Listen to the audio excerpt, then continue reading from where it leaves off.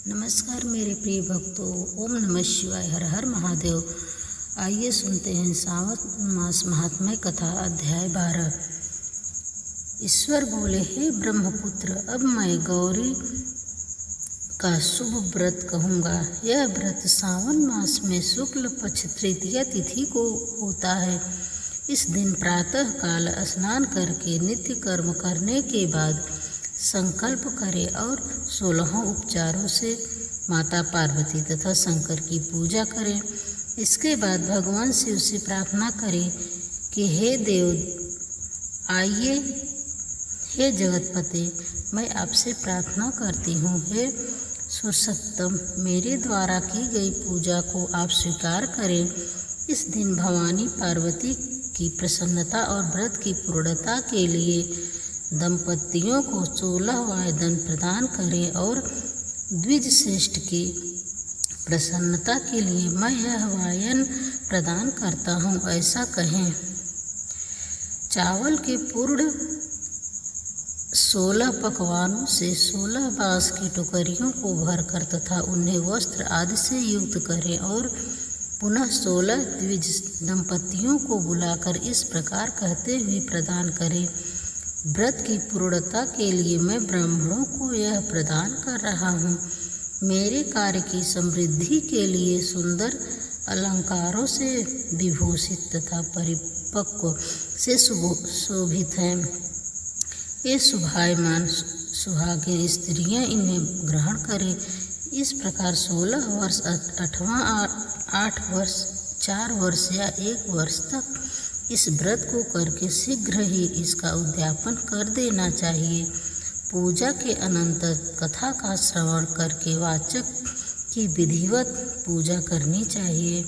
सनत कुमार बोले, हे प्रभु, इस व्रत को सर्वप्रथम किसने किया था? इसका महात्म्य कैसा है और उद्यापन किस प्रकार करना चाहिए, वह सब आप मुझे बताएं। ईश्वर बोले, हे महाभाग, आपने उत्तम बात पूछी है। अब मैं आपके साथ समक्ष मनुष्यों को सभी संपदाएं प्रदान करने वाले स्वर्ण गौरी नामक व्रत का वर्णन करता हूँ। पूर्व काल में सरस्वती नदी के तट पर सुशीला नामक विशालपुरी थी।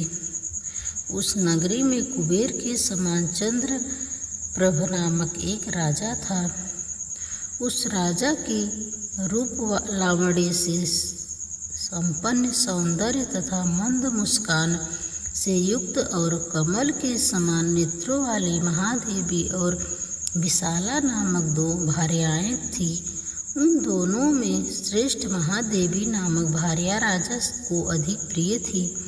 आखेट करने में आसक्त मन वाले में राजा किसी समय वन में गए और सिंहों, शार्दूलों, शुकरों, वन्य भैंसों तथा हाथियों को मारकर प्यास से व्याकुल होकर उस घोर वन में इधर उधर भ्रमण कर रहे थे।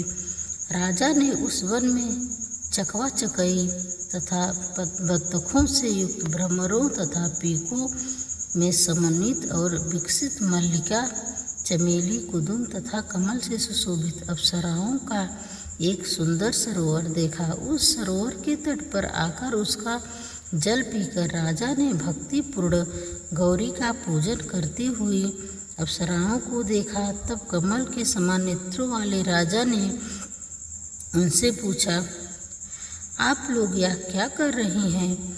इस पर उन सब ने कहा, हम लोग स्वर्ण गौरी नामक व्रत कर रही हैं। यह व्रत मनुष्यों को सभी संपदाएं प्रदान करने वाली है। हे नृप श्रेष्ठ, आप भी इस व्रत को कीजिए। राजा बोले, इसका विधान कैसा है और इसका फल क्या है, मुझे यह विस्तार से बताएं। तब वे सारी स्त्रियां बताने लगी, हे राजन, यह स्वर्ण गौरी नामक व्रत सावन मास की शुक्ल पक्ष की तृतीया तिथि को किया जाता है। इस व्रत में भक्ति पूरी अत्यंत प्रसन्नता के साथ पार्वती तथा शिव की पूजा करनी चाहिए। पुरुष को 16 तारों वाला एक डोरा दाहिने हाथ में बांधना चाहिए। स्त्रियों के लिए बाएं हाथ में या गले में इस डोरे को बांधना चाहिए। यह सब सुनने के बाद संयत चित्त वाले राजा ने भी उस व्रत को संपन्न करके 16 धागों से युक्त डोरे को अपने दाहिने हाथ में बांध लिया। उन्होंने कहा, हे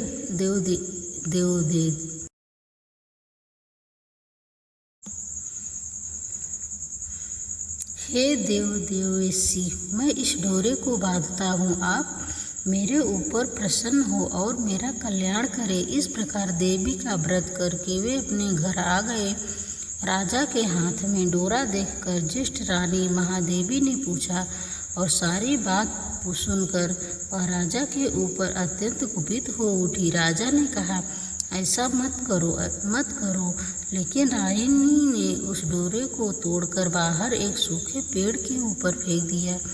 उस डोरे के स्पर्श मात्र से वह वृक्ष पल्लवों से युक्त हो गया। उसके बाद उसे देखकर दूसरी रानी भी आश्चर्यचकित हो उठी और उस वृक्ष पर स्थित उस डोरे को उसने अपने बाएं हाथ में बांध लिया।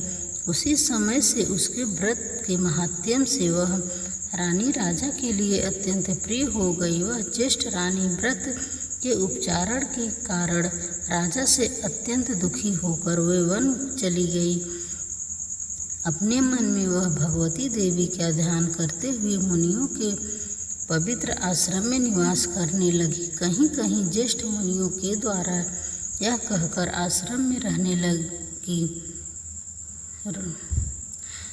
में रोक दी जाती थी कि हे पापिन, अपनी इच्छा के अनुसार यहाँ से चली जाओ। इस प्रकार घोर वन में इधर उधर भ्रमण करती हुई वह अत्यंत खिन्न होकर एक स्थान पर बैठ गई। उसके ऊपर कृपा करके देवी उसके समक्ष प्रकट हो गई। उन्होंने देखा वह रानी भूमि पर दंडवत प्रणाम करके उनकी स्तुति करने लगी। हे देवी, आपकी जय हो, आपको नमस्कार हो। हे भक्तों को वर देने वाली, आपकी जय हो। शंकर के वाम भाग में विराजने वाली, आपकी जय हो।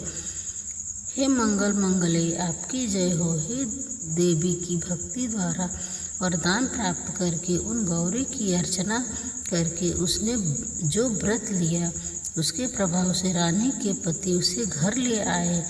उसके बाद देवी की कृपा से उसकी सभी कामनाएं पूर्ण हो गई। राजा सभी समृद्धियों से संपन्न होकर उन दोनों के साथ पूर्ण रूप से राज्य करने लगे। अंत में राजा ने उन दोनों रानियों सहित शिवप्रद को प्राप्त किया।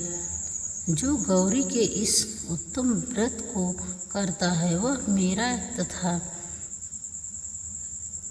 गौरी का अत्यंत प्रिय होता है और विपुल लक्ष्मी प्राप्त करके तथा भूलोक में शत्रु समूह को पराजित कर शिव के विशुल को जाता है। सनत कुमार, अब आप दत्तचित्त होकर इस व्रत के उद्यापन की विधि सुनिए।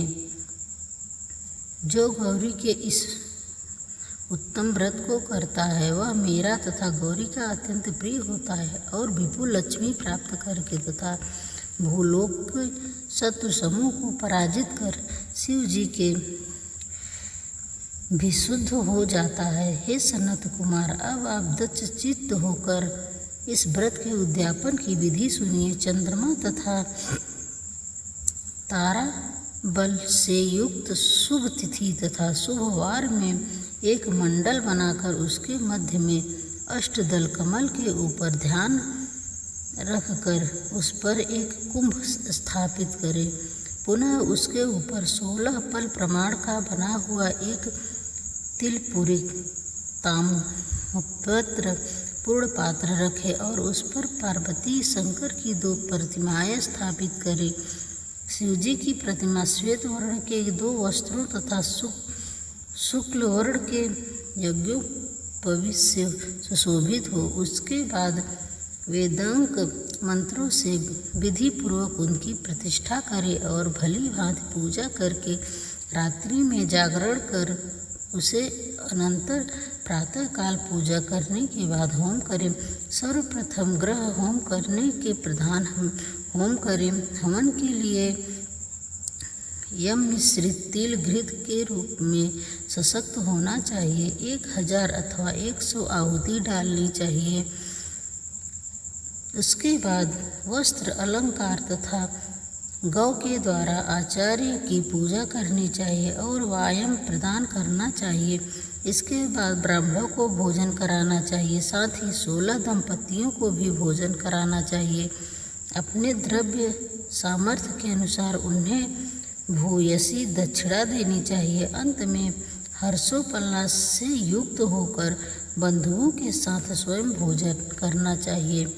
इस प्रकार श्री स्कंद पुराण के अंतर्गत ईश्वर सनत कुमार संवाद में श्रावण मास महात्म्य में तृतीया में स्वर्ण गौरी व्रत का कथन समाप्त हुआ। 12वां अध्याय। अगर आपको ये वीडियो अच्छी लगी तो चैनल को सब्सक्राइब कर लेना।